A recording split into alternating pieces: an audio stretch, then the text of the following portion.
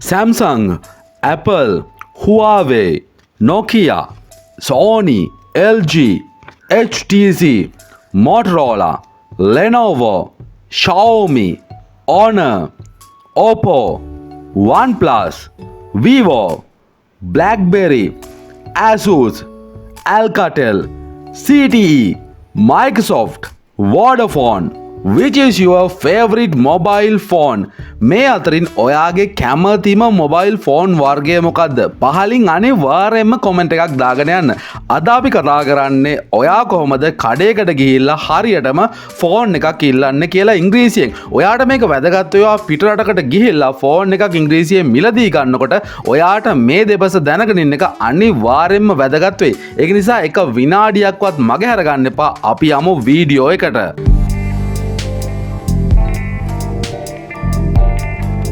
ඔයා මුලින්ම phone shop එකක් හොයාගෙන ෆෝන් ෂොප් එකට ගියාට පස්සේ ෂොප් කීපර් ඉන්නවා ෆෝන් ෂොප් එකේ. එයා ඔයාගෙන් අහන්නේ මුලින්ම how may I help you? මං කොහොමද ඔයාට උදව් කරන්නේ? නැත්නම් ඔයාට මොනවද ඕනේ වගේ තේරුමක් තමයි අපිට ඒ වාක්‍යයෙන් ගන්න පුළුවන්. ඊට පස්සේ ඔයා කස්ටමර් විදියට ඔයාට අහන්න පුළුවන් මෙන්න මේ වගේ වාක්‍යයක්. මේක සාම්පල් වාක්‍යයක්. ඔයාට පුළුවන් මේ ආසන්න වාක්‍යයක් පුරුදු වෙලා මේ විදියට අහන්න. I wanna buy a phone which fulfills all my requirements. මෙතන wanna කියන්නේ I want to කියන එක කෙටි කරලා ඔයගොල්ලෝ දන්නවා ස්පෝකන් ඉංග්‍රීසි වල කතා කරනකොට ටිකක් වෙනස්. අපි ස්පීඩ් කතා කරන්න ඕන නිසා සමහර දේවල් වෙනස් කරනවා. I wanna buy a phone මට ඕනේ ෆෝන් එකක් මිලදී ගන්න which fulfills my all requirements. requirements කියන්නේ මොනවද? ඔයා ෆෝන් එකක් ගන්නකොට ඔයා බලාපොරොත්තු වෙන දේවල් තියෙනවා. හොඳ කැමරා එකක්, හොඳ ඩිස්ප්ලේ එකක්, ඒ වගේම හොඳ ස්ටෝරේජ් එකක්, හොඳ RAM එකක්, මේ වගේ දේවල් ඔයා බලාපොරොත්තු වෙනවා. ඉතින් ඒ දේවල් සපිරෙන විදිය ෆෝන් එකක් තමයි මට ගන්න ඕනේ කියලා මුලින්ම ෂොප් කීපර්ට කියනවා. ඊට පස්සේ ෂොප් එකේ මෙහෙම ප්‍රශ්නයක් අහනවා. What are your basic needs? ඔයාගේ මූලික අවශ්‍යතා මොනවද කියලා අහනවා. මෙතන මූලික අවශ්‍යතා කියන්නේ ඔයා ෆෝන් එකෙන් බලාපොරොත්තු වෙන දේවල් මොනවද? ඔයාට මූලිකව මේ ෆෝන් එකෙන් මොනවද අවශ්‍ය වෙන්නේ කියලා ෂොප් කීපර් ඔයාගෙන් අහනවා. ඊට පස්සේ ඔයා උත්තර දෙනවා මේ විදියට. My first requirement is that I need a phone which has an excellent camera. එයා කැමරාව තමයි බලාපොරොත්තු වෙන්නේ. මගේ පළවෙනි requirement එක තමයි, පළවෙනි අවශ්‍යතාවය තමයි මට ඕනේ ෆෝන් එකක්. ඒකේ ඊටාම විශිෂ්ට excellent කියලා කියන්නේ superior කියන එක. හොඳම කැමරාවක් තියෙන ෆෝන් එකක් ගන්න එක තමයි මගේ මූලිකම අරමුණ කියලා ඔයා එයාලට කියනවා. ඊට පස්සේ ෂොප් කීපර් අනිවාර්යයෙන්ම මේ වගේ ප්‍රශ්නයක් ඔයාගෙන් අහන්න පුළුවන්. May I know about your budget for the phone? මට දැනගන්න පුළුවන්ද ඔයා මේ ෆෝන් එක මිලදී ගැනීම වෙනුවෙන් කොච්චර මුදලක් වියදම් කරන්න ලෑස්තිද කියලා. ඒ මුදලට සාපේක්ෂව තමයි කඩෙන් ඔයාට ෆෝන් එකක් සිලෙක්ට් කරලා දෙන්නේ. May I know මට දැනගන්න පුළුවන්ද about your budget? මේ බජට් කියන්නේ ඔයා වියදම් කරන ප්‍රමාණයට for the phone. ඔයා ෆෝන් එකක් වෙනුවෙන් කොච්චර වියදම් කරන්න බලාපොරොත්තු වෙනවද කියලා මට දැනගන්න පුළුවන්ද? කස්ටමර් ඔයා නම් ඔයාට කියන්න පුළුවන් මේ විදිහට මේ ගණන් වෙනස් වෙන්න පුළුවන්. අද මිල වැඩි නිසා I'm looking for a phone below 20,000. හැබැයි අද මිලට නම් 20,000 වල වඩා හොඳ ෆෝන් එකක් ගන්න බෑ. මේක ඉස්සර දෙබසක් නිසා මේක ඒ විදිහට තමයි තියෙන්නේ. I am looking for a phone below 20,000 rupees. මම බලන්නේ රුපියල් 20,000ට අඩුවෙන් තියෙන ෆෝන් එකක්. ඊට පස්සේ ෂොප් කීපර් මේ විදිහට උත්තරයක් දෙනවා. Nowadays Oppo is one of the best option for all those people who wanna have a very good camera and especially for clicking selfies. Oppo තමයි මේ දවස්වල තියෙන හොඳම ඔප්ෂන් එක. ඕනම කෙනෙක්ට කැමරාවක් හොයනවා නම් Oppo තමයි මේ දවස්වල තියෙන සුපිරිම සොලියුෂන් එක. ඒකේ තියෙනවා ඉතාමත් හොඳ කැමරාවක්. ඒ වගේම selfie එකක් ගන්න කෙනෙකුට විශේෂයෙන්ම හොඳ කැමරාවක් මේ Oppo එකේ තියෙනවා කියලා ෂොප් කීපර් කියනවා. ඊට පස්සේ කස්ටමර් විදිහට ඔයා අහනවා how much storage does it offer? storage එකක් කියන්නේ ෆෝන් මෙමරියට internal memory ගැන තමයි මෙයා අහන්නේ. ෆෝන් එකේ කොච්චර internal memory එකක් ලබා දෙනවද කියන එක තමයි how much storage does it offer කියන එකෙන් අහන්නේ. ඊට පස්සේ කඩේ ඉන්න කෙනා මේ විදියට උත්තර දෙනවා. It has an internal storage of 64GB and 4GB RAM. ඒකේ තියෙනවා internal storage එකක් 64GB ඒ වගේම 4GB RAM එකකුත් තියෙනවා කියලා මේ කඩේ කෙනා කියනවා. ඊට පස්සේ කස්ටමර්ට දැනගන්න ඕනේ and how about the camera? Camera එක ගැන කොහොමද? කැමරා එක කොච්චරක් තියෙනවද කියලා මට කියන්න කියලා අහන්නේ. how about the camera? කැමරාව කොහොමද එතකොට? ඊට පස්සේ ෂොප් එකේ ඉන්න කෙනා මේ විදියට උත්තර දෙනවා. The rear one is 13 megapixel while the front one is 16 megapixel. මේ rear කැමරාව කියලා කියන්නේ ෆෝන් එකේ තියෙන ප්‍රධාන කැමරාව. පිටිපස්සේ තියෙන කැමරාව තමයි rear කැමරා එක කියලා කියන්නේ. ඒක 13 megapixel. megapixel 13ක් වෙනවා. ඒ වගේම front cam එක ඉස්සරහා තියෙන cam එක 16 megapixel වෙනවා කියලා shopkeeper කියනවා.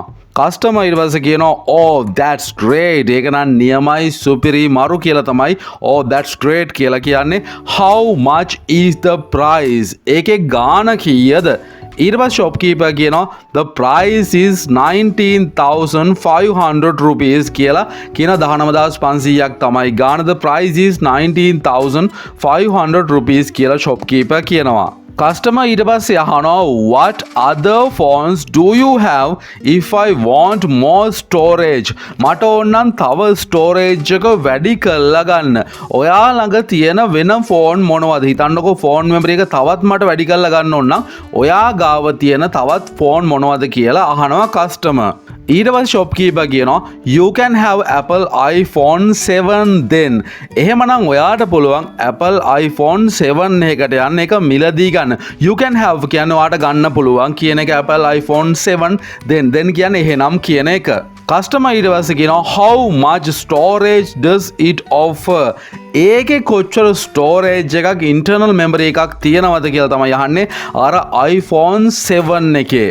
ඊට පස්සේ shopkeeper කියනවා it has got the storage of 256GB storage එකක් තියෙනවා කියලා කියනවා. GB 256ක ධාරිතාවක් තියෙනවා අර iPhone 7 එකට. කස්ටමර් ඊට පස්සේ අහනවා how much is it for? ඒකට කොච්චර ගාණක් කියයිද? ඒක කොච්චරක් මිල වෙනවද? shopkeeper කියනවා it's for 75,000 rupees. ඒක ගොඩක් ගණන් රුපියල් 75,000ක් වෙනවා. it's for 75,000 rupees.